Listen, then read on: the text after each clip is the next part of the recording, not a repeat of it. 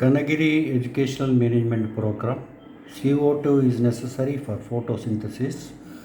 Now we are looking into activity 2. Carbon dioxide is necessary for photosynthesis. We need a discarded plant to start with. We need to keep the plant in the dark for nearly 3 days to remove the starch. By placing the plant in dark and starch is removed from the leaves.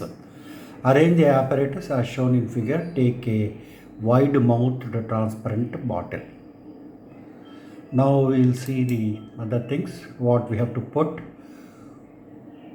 Put potassium hydroxide pellet or potassium hydroxide solution in the bottle. Potassium hydroxide absorbs carbon dioxide. Insert splitted cork in the mouth of the bottle.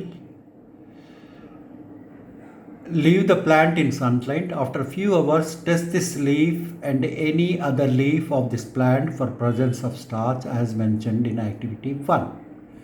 The leaf part which was exposed to the atmospheric air and light becomes bluish black, and one inside the bottle containing potassium hydroxide which absorbs carbon dioxide in the bottle remains colorless. This proves that carbon dioxide is necessary for photosynthesis. Now we have questions like why was the plant kept in dark and then in sunlight?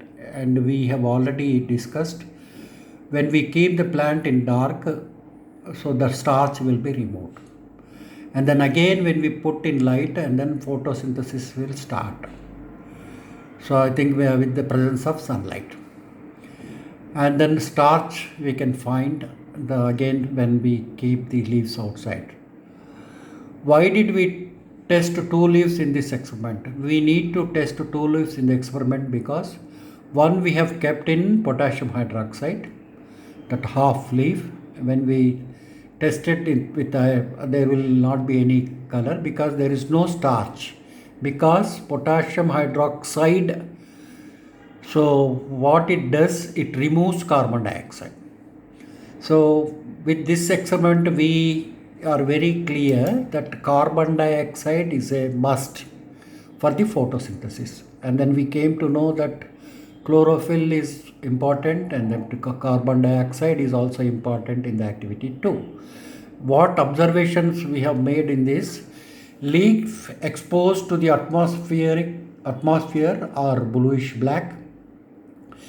Leaf exposed to KOH, potassium hydroxide, does not change the blue-black color.